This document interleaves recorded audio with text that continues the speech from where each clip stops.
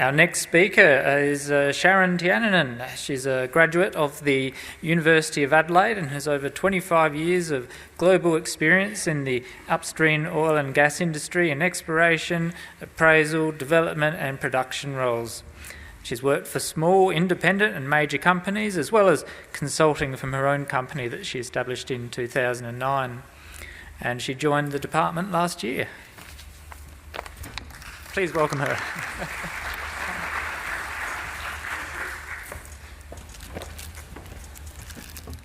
Thank you very much for the kind introduction, and good morning to everyone. Now, before I kick off on talking about the value of revisiting the rocks and how we've used that to discover a new play type in the Otway Basin, I'd first like to acknowledge my co-workers, Chris Cubitt, who's here in the room, Tim Raddy and Rob Kirk. Now, as an ex-commercial person, I can't help but leave a disclaimer on the room, but I think we can skip through that one. Okay, so we'll just pause here and we'll talk a bit about the background to the project. This smaller body of work is part of a greater body of work that's part of a whole of basin petroleum system model. It kicked off in 2020 before I started at the department, and then it was really accelerated to get that project finished by the end of 2023. Why did we do that? It's one of the big things why did we go to work in the first place? Well, we wanted to generate new data sets. And we have done that with the greater petroleum systems model. All of that data is available on the DEM website. We also wanted to generate new exploration concepts, and this talk is exactly that. It's a new play type, therefore a new exploration concept. But really, the big reason we want to do this is because we want to stimulate the next phase of hydrocarbon exploration in the Otway Basin. Okay, the Otway Basin, a bit more background. It's a proven hydrocarbon province. Extends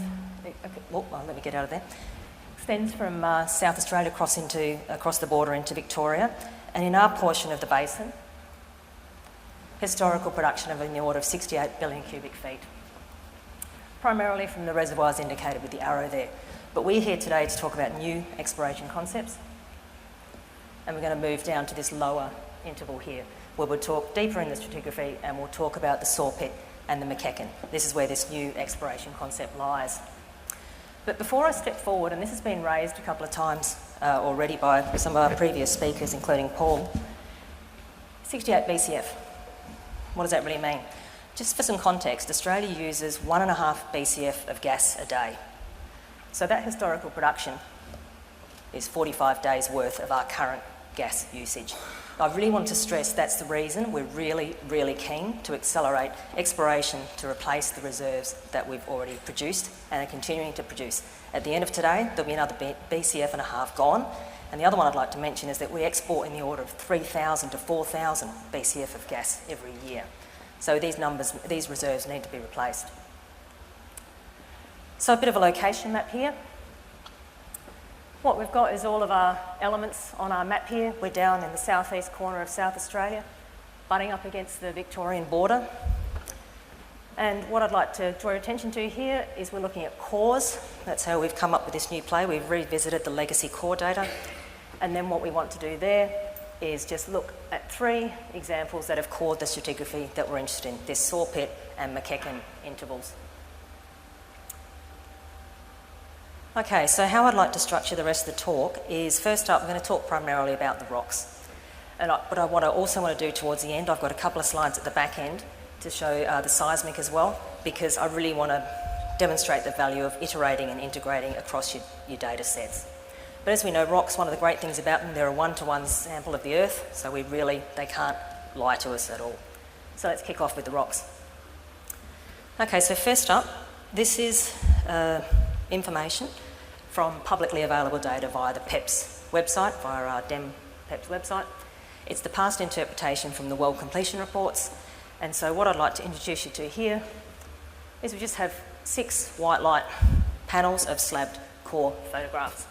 And then what I've done here is I've just taken the previous workers and summarised their interpretation. So in Bungaloo here, one of our 3 wells, the yellow rectangle they've interpreted as stacked crevasse displays.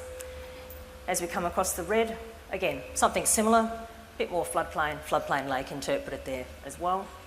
Come across to the blue, still in this proximal crevasse splay type environment, and channel sands as well. In the green, getting a finer grain, less depositional energy in here, getting into a floodplain, what's interpreted as a floodplain lake. And then we've got our two squares over the end, the dark blue and the orange, and they're basically the open. They have been interpreted by the past interpreters as open lacustrine. So let's just go forward. Same images, but you'll see there's already a slight change in the interpretation. Now, before I get on to interpretation, I just want to mention observations.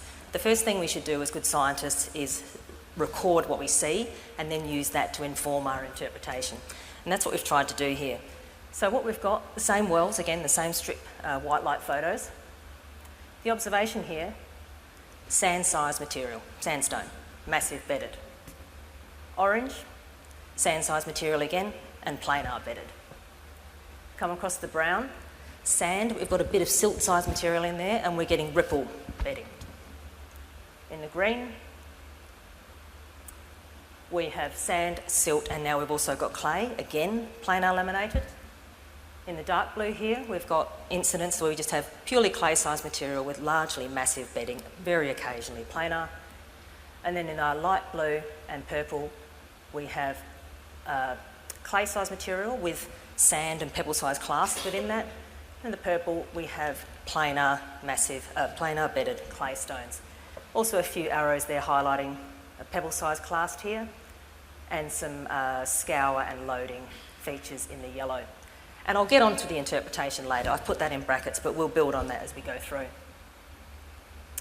Okay, so let's just sum that up in words. We've had a couple of pictures of the rocks already. We've got our metrics over here on the left. In the middle, we have the past interpretation from the well completion reports, and on the right-hand side, we have the present interpretation. For those with a sedimentological interest in the room, you'd probably notice there's a big difference between going from an alluvial plain environment, as is interpreted in the, previously by the previous workers, and our present, we've moved into what has been interpreted as a deep water lacustrine turbidite. And I'll build the story for that as we go through the presentation. It's worth noting both the current work that we've been that I've done and the team's worked on broadly compares well with the previous interpretation. So let's just have a look, go back to pictures, words and pictures.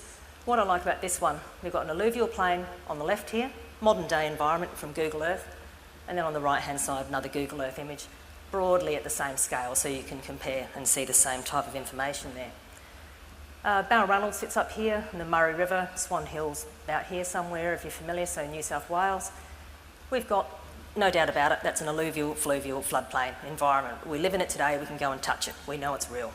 Similarly, if you're an adventurous type, you can wander over to, this is Rwanda, this is the Democratic Republic of Congo, so that's pretty adventurous territory, and Uganda to the north.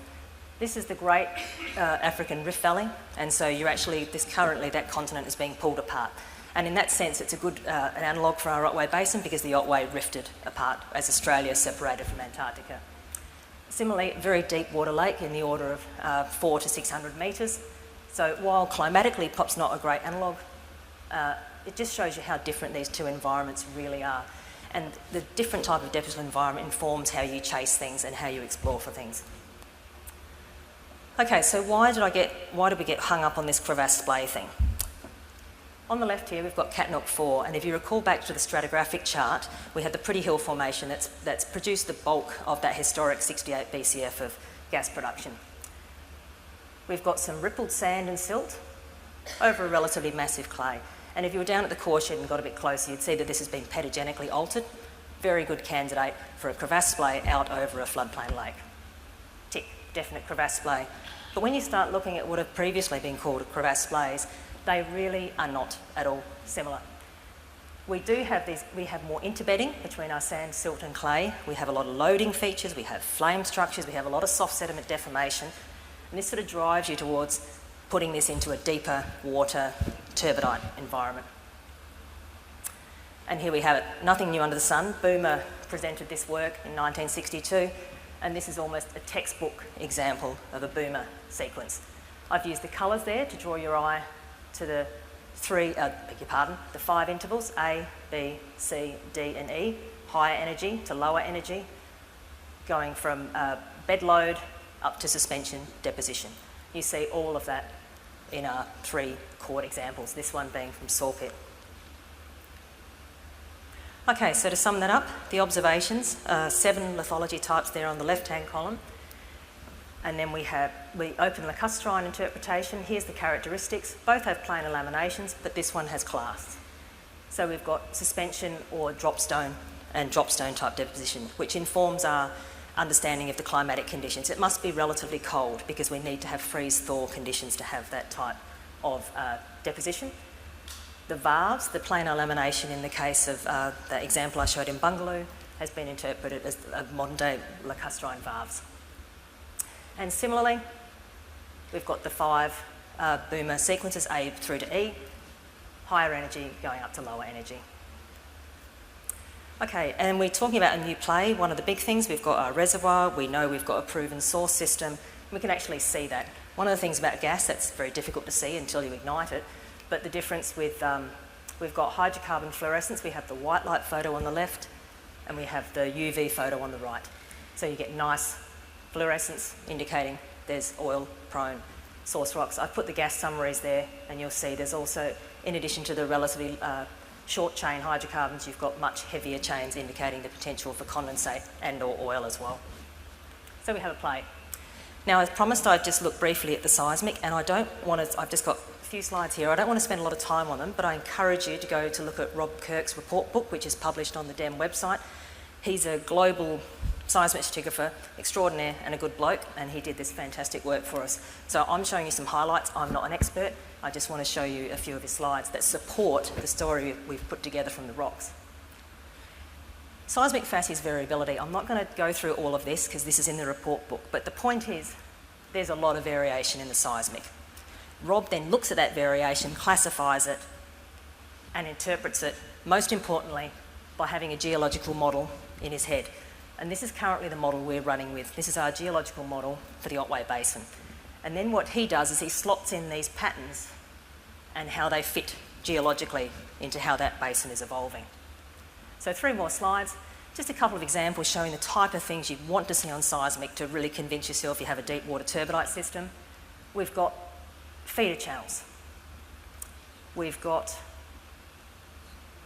I'll put the masks on here. Rob calls these the masks, so you can see what you're looking at. Again, these cutting events, canyon fill, filling up, variable canyon fill. These are the sort of types of things you'd be looking for chasing on the seismic. And one more slide on that one.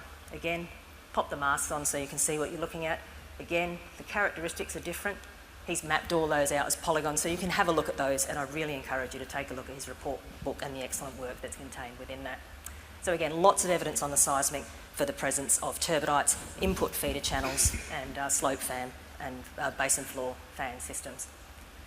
So in summing up, we've come up with a new play type in the Otway Basin, previously thought of as crevasse splay, and the big difference in there, so we've gone from alluvial plain to a lacustrine turbidite. You sort of think, whoop-de-doo, is that important? The big thing is that turbidites are kind of like a self-sourcing pudding because you've got your source rock, your reservoir and your seal all contained within the same rock. So it's quite an exciting play. So it gives us potential for stratigraphic trapping in addition to the structural traps that have previously been produced from. As I just showed briefly, we've got these entry, valley, canyons have been identified on seismic, and that supports that one.